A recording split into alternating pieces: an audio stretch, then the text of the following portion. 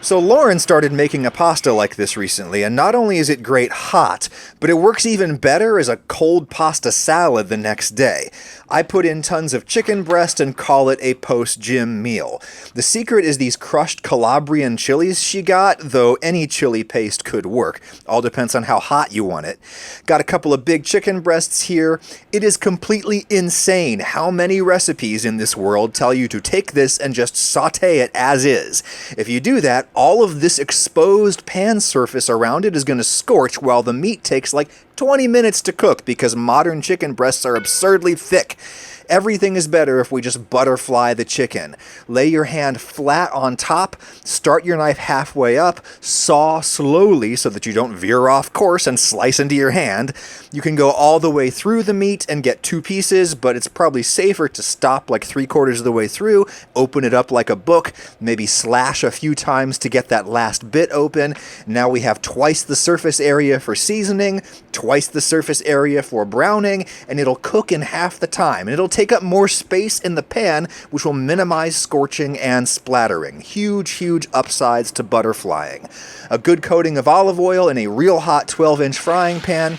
Lay those suckers in there. Hardly any exposed pan surface at all. Nice. I've got plenty of time to wash my cutting board. This sucker has been with me since video number 1. Nice. Can start cutting up my veg. A few garlic cloves, peel and chop. When the underside of the chicken is browned, it should be rigid and therefore easy to peel off the pan without tearing. Oh Lord Jesus, it's a fire. Oops, piece number 2 here is not getting as much heat, so I'm going to rotate the pan. Tomato and orange. Is that flavor combination associated with me yet? Personally, I would really like it to be. Get that zest off, and then I'll sweep aside like 1/3 of that garlic and use it for my gremolata garnish. Normally gremolata is raw garlic, parsley, and lemon zest, but orange is awesome. I see juice surfacing on the chicken, and that's an indication that it's almost cooked on the inside. At this point in my life, I can tell pretty well by just poking it and seeing if it's still squishy in the center, but if you don't have the touch for chicken, I absolutely advise using a thermometer. These are still a little undercooked in their very thickest zones, but I'll give them one more flip in all of that hot fat, and then I'll pull them out to a plate. After carryover cooking, they should be perfect. What a killer frying pan this is from Made In, sponsor of this video. I cook mostly with my Made In stainless steel clad pieces these days, crafted in Italy and used in some of the world's finest restaurants. I think stainless is the pickup truck of the home kitchen. Trends come and go. Other things are useful for particular purposes, but still there is stainless, always, quietly getting the job done. The steel exterior is chemically non-reactive and requires no special care or cleaning. This card basically says, do whatever you want with it. The 5-ply interior uses lighter and more conductive metals for heat transfer and ease of handling. These comfy oven-safe handles stay remarkably cool on the stovetop. The curvature of the walls is calculated for deeper searing and easier flipping, which we're definitely seeing in action today, right? Check out the Stainless Collection and Made In's other cookware by using my link in the description to save on your order. Thank you, Made In. Okay, I've turned off the heat so that I don't burn my fond. Peel a couple of shallots here, and I think I'll do 1 cut down the middle of each half so that when I cross-cut, I get quarter strips, which is a good shape for pasta. It's big enough to be perceived, but not so long that it feels stringy in there. Shallots can go straight into the chicken pan, and I've got a pint of cherry tomatoes, much sweeter than most fresh tomatoes at the grocery store, and they cook so fast that they're basically instant sauce. Just cut them in half to release their insides. Everybody in the pan, the heat is back on. Give it a stir, and now is a good time to drop the pasta in salted boiling water, any shape you want. Internet people still ask me why I use the butt end of the spoon to stir this. It's because the other end is all saucy, duh.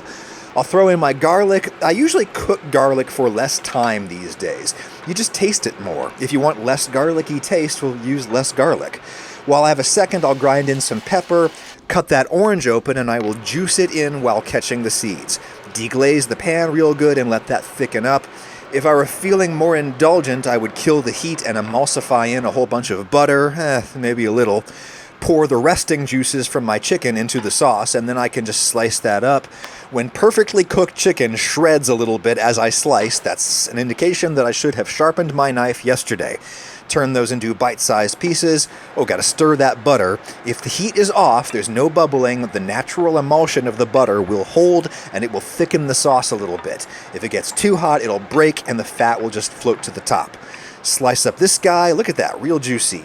Don't overcook it because it's going to cook a little bit more in the pasta. Drain that pasta out. That's like half the box, half a pound in the pan. Chicken goes in the pan, and we will come to the secret ingredient, crushed Calabrian chili paste. Surprisingly mild so that you can use a lot of it without torching yourself. I'm doing 2 huge scoops. Stir, stir, stir, stir, stir, and then taste. No notes. Perfect. For dinner tonight, I'll plate that up and then scatter on my gremolata. I swear, something about chopping those ingredients into each other changes them chemically, and they become this incredible new thing. Tons of chicken in there relative to the pasta, so it's high protein. Very peppery flavor, but not that spicy, not that much capsaicin. It's very well balanced.